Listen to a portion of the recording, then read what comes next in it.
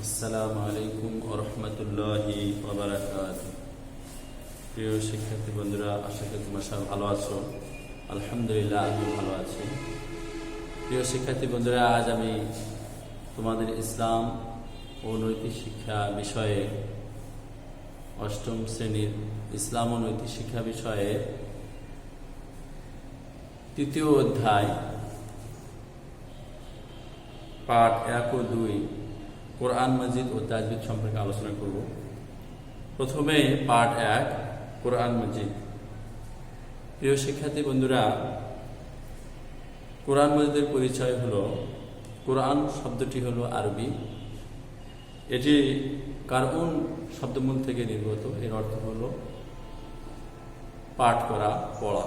সুতরাং কোরআন শব্দের অর্থ হলো পঠিত। আল কোরআন পৃথিবীতে সবচেয়ে বেশি পঠিত কিতাব। প্রত্যেক দিন লক্ষ কোটি মুসলমান এই গ্রন্থ তেলাওয়াত করে। আমরা 5 ওয়াক্ত সালাতে এই গ্রন্থ থেকে বিভিন্ন সূরা এবং আয়াত পাঠ করে থাকি। এজন্য এই কিতাবের নাম রাখা হয়েছে আল কোরআন।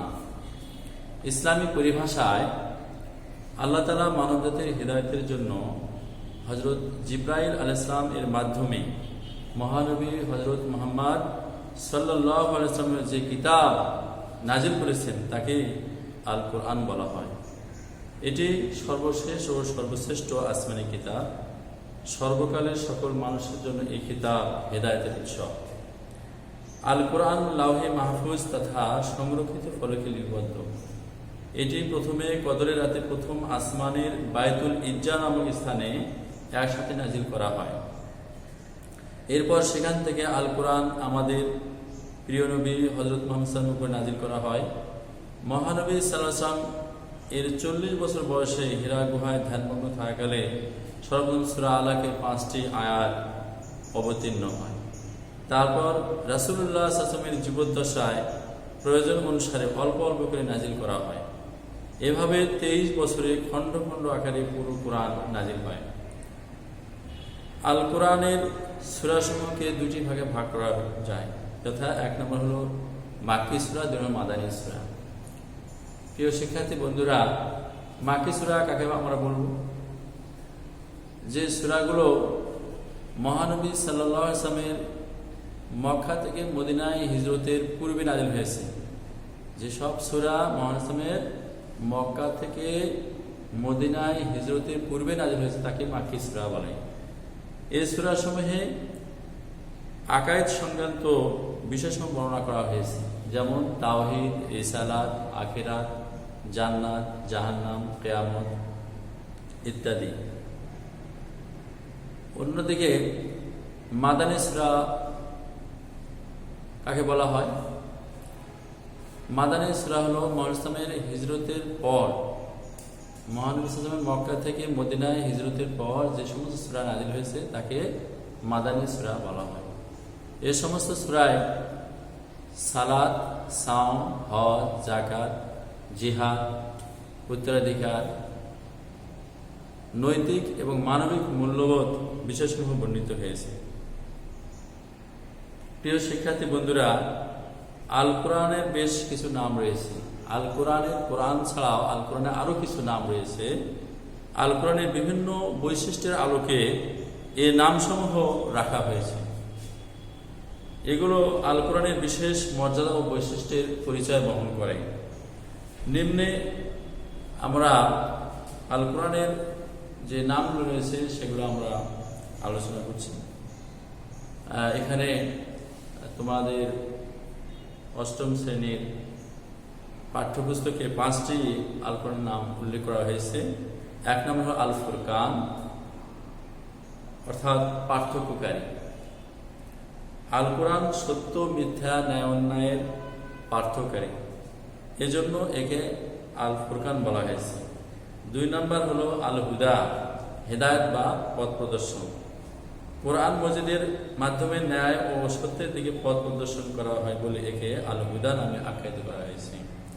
3 নম্বর আর রহমা বা রহমত, দয়া, অনুকম্পা, করুণা। পবিত্র কোরআন বিশ্ববাসীর জন্য রহমত ও করুণা স্বরূপ। তাই একে রাহমা বলা হয়েছে। 4 নম্বর আজ-জিকির, উপদেশ আলোচনা। কোরআন মজিদে বহু ঘটনার আলোচনা ও বহু উপদেশ রয়েছে, তাই একে জিকির নামে আখ্যায়িত করা হয়েছে। 5 নম্বর আন-নূর বা জ্যোতি, আলো। পবিত্র কোরআনের মাধ্যমে হালাল হারামের রহস্য উদ্ভাসিত হয়েছে, তাই একে আন-নূর বলা হয়েছে। প্রিয় শিক্ষার্থী বন্ধুরা, আমরা কোরআনের পরিচয় জানলাম, কোরআনকে কোরআন বলা হয় কেন, কোরআনের পরিচয় জানলাম, কোরআনের অবতরণ সম্পর্কে জানলাম, এবং কোরআনের সূরাগুলো 2টি ভাগে বিভক্ত, মাক্কি সূরা, মাদানী সূরা, সেগুলো সম্পর্কে জানলাম। এবং কোরআনের আরও কিছু নাম আছে, সেই সমস্ত নামের মধ্যে 5টি নাম এখানে আছে। 1 নম্বর আল ফুরকান, 2 নম্বর আল হুদা, 3 নম্বর আল রাহমা, 4 নম্বর আল জিকির, 5 নম্বর নূর। এগুলো আমরা জানলাম। কোরআন মজিদকে 30টি পারা তথা 30টি ভাগে ভাগ করা হয়েছে। এর প্রত্যেকটিকে পারা বলা হয়। এর সূরার সংখ্যা, কোরআন মজিদে মোট 114টি সূরা রয়েছে। এগুলোর মধ্যে 86টি মাক্কি এবং 28টি মাদানী সূরা। আল কোরআনের সর্বমোট 7টি মঞ্জিল রয়েছে, 540টি রুকু এবং 14টি সিজদার আয়াত রয়েছে। এর আয়াত সংখ্যা সর্বমোট 6236টি, মতান্তরে 6666টি। আল কোরআনের গুরুত্ব ও প্রয়োজনীয়তা। প্রিয় শিক্ষার্থী বন্ধুরা, আল কোরআন অত্যন্ত গুরুত্বপূর্ণ মহাগ্রন্থ। আল কোরআন আমাদের আল্লাহ তাআলার পরিচয় দান করে। আমরা আল্লাহ তাআলাকে চিনতাম না, তার ক্ষমতা ও গুণাবলী সম্পর্কে জানতাম না। আল্লাহ তাআলা অনুগ্রহ করে আমাদের প্রিয় নবী সাল্লাল্লাহু আলাইহি ওয়াসাল্লামের উপর কোরআন মজিদ নাজিল করেছেন। মহানবী সাল্লাল্লাহু আলাইহি ওয়াসাল্লাম আমাদের আল কোরআনের শিক্ষা দেন, ফলে আমরা আল্লাহ তাআলার পরিচয় লাভ করি, তার ক্ষমতা সম্পর্কে জানতে পারি, তার আদেশ নিষেধ জানতে পারি, কি কাজ করলে তিনি খুশি হন আর কোন কাজ করলে তিনি অসন্তুষ্ট হন তাও জানতে পারি। আল কোরআন না থাকলে এগুলো সম্ভব হতো না। অতএব বোঝা গেল যে মানব জীবনে আল কোরআনের গুরুত্ব ও প্রয়োজনীয়তা অপরিসীম। আল কোরআন মানব জাতির হেদায়েতের প্রধান উৎস। কোন পথে চললে মানুষ দুনিয়া ও আখিরাতে কল্যাণ লাভ করবে, আল কোরআন তা আমাদের দেখিয়ে দেয়।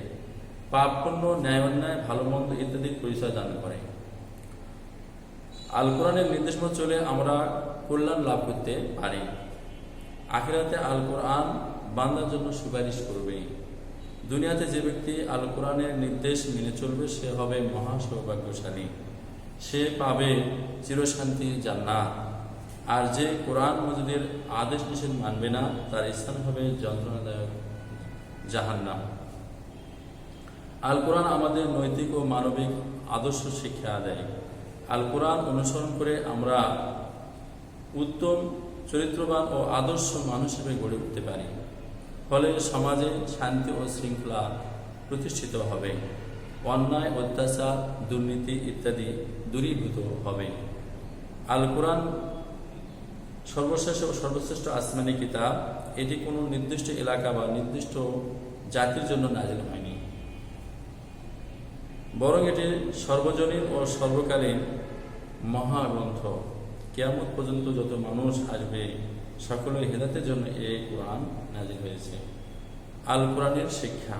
প্রিয় শিক্ষার্থী বন্ধুরা, আল কোরআন থেকে আমাদের কি শিক্ষণীয় রয়েছে তা আলোচনা করা হচ্ছে। আল কোরআন মজিদ জ্ঞান বিজ্ঞানের উৎস। এটি যাবতীয় জ্ঞানের ভাণ্ডার। এছাড়া মানুষের জীবনে যেসব সমস্যার উদ্ভব হয়ে থাকে তার সমাধানের ব্যাপারে এতে ইঙ্গিত রয়েছে। এ প্রসঙ্গে আল্লাহ সুবহানাহু ওয়া তাআলা ইরশাদ করেন, মা ফারাতনা ফিল কিতাবি মিন শাই, আমি এই কিতাবে কোনো কিছুই বাদ দেইনি। সূরা আল আনআম আয়াত 38। আল কোরআনের সকল জ্ঞান ও শিক্ষায় সুস্পষ্ট, সংক্ষিপ্ত ও প্রামাণ্য। এতে উল্লেখিত সকল প্রকার আদেশ নিষেধ ও বিধিবিধান সমগ্র বিশ্বের সকল মানুষের জন্য গ্রহণযোগ্য, যুগোপযোগী ও যুক্তিসঙ্গত। এই কিতাবে কোনরূপ সন্দেহের অবকাশ নেই। এটি সকল প্রকার ভুল ত্রুটির ঊর্ধ্বে। আল কোরআনের প্রথমেই আল্লাহ তাআলা এ প্রসঙ্গে বলেছেন, যালিকাল কিতাবু লা রাইবা ফীহি, এটি সেই কিতাব যাতে সন্দেহের কোনো অবকাশ নেই। সূরা আল বাকারা আয়াত 2। আল কোরআন ইসলামের শরিয়া প্রধান উৎস মানুষের ব্যক্তিগত, সামাজিক, রাজনৈতিক, অর্থনৈতিক জীবন কেমন হবে তা এই কিতাবে বর্ণিত হয়েছে। মানুষ কিভাবে ইবাদত করবে, কিভাবে চরিত্র গঠন করবে তাও এই কিতাবে উল্লেখ করা হয়েছে। প্রিয় শিক্ষার্থী বন্ধুরা, প্রখ্যাত ইসলামী চিন্তাবিদ হযরত শাহ ওলিউল্লাহ রহমতুল্লাহর মতে আল কোরআনে বহু জ্ঞানের কথা বর্ণিত হয়েছে। এগুলো মোট 5 ভাগে বিভক্ত, যথা 1 নম্বর ইলমুল আহকাম বা বিধিবিধান সম্পর্কিত জ্ঞান, 2 নম্বর ইলমুল মুখাসামা বা বিতর্ক বিদ্যা, 3 নম্বর ইলমুল তাজকির বি আলা ইল্লাহ আল্লাহ তাআলার অনুগ্রহ ও নিদর্শন সম্পর্কিত জ্ঞান, 4 নম্বর ইলমুল তাজকির বি আইয়ামিল্লাহ অর্থাৎ আল্লাহ তাআলার সৃষ্টি জগতের অবস্থা, তার প্রদত্ত পুরস্কার ও শাস্তি সংক্রান্ত জ্ঞান, 5 নম্বর ইলমুল তাজকির বিল মাউত আমা বাদাল মাউত মৃত্যু এবং পরকাল সম্পর্কিত জ্ঞান। প্রিয় শিক্ষার্থী বন্ধুরা, মোটামুটি কোরআনে আল কোরআন এই 5টি বিষয় জ্ঞান সম্পর্কে আমরা শিক্ষা লাভ করি। প্রকৃতপক্ষে আল কোরআন মানবজাতির মহামুক্তির সনদ। এটি মানুষকে আলোর দিকে পরিচালনা করে, শান্তি ও কল্যাণের পথ দেখায়। সুতরাং আমরা আল কোরআন পড়ব, এর অর্থ জানব এবং তদে আমল করব। আল কোরআনের জ্ঞান শিক্ষা করে আল্লাহ তাআলার সন্তুষ্টি অর্জন করব। প্রিয় শিক্ষার্থী বন্ধুরা, আমরা পাঠ 1 থেকে আল কোরআনের পরিচয় জানতে পারলাম। কোরআন কাকে বলে, কোরআন কি, কোরআনের সূরাগুলো সম্পর্কে জানতে পারলাম, কোরআনের শিক্ষা গুরুত্ব সম্পর্কে জানতে পারলাম, কোরআনের প্রয়োজনীয় সময় আমরা জানতে পারলাম। প্রিয় শিক্ষার্থী বন্ধুরা, এবার আমরা পার্ট 2 তাজবিদ সম্পর্কে আলোচনা করব।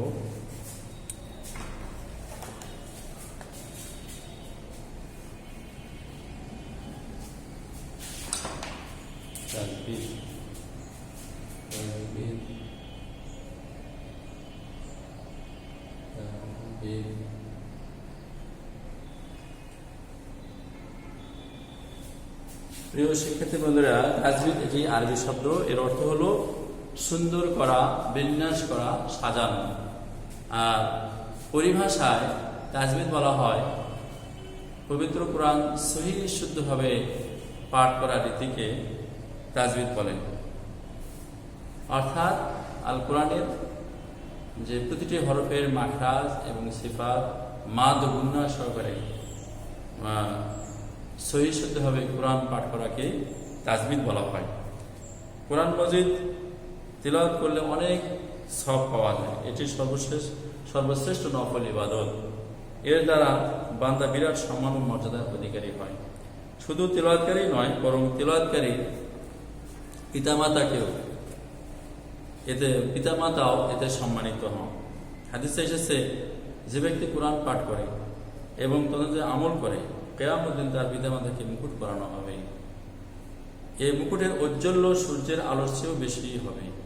অন্য একটি হাদিসে এসেছে, রাসূল বলেছেন, তোমাদের মধ্যে ওই ব্যক্তি উত্তম যে নিজে কোরআন শিখে অপরকে তা শেখায়। সহিহ বুখারী। তিনি আরো বলেছেন, তোমরা কোরআন তিলাওয়াত করো, কেননা কিয়ামত দিন তা নিজ পাঠকারীদের জন্য সুপারিশ করবে। সহিহ মুসলিম।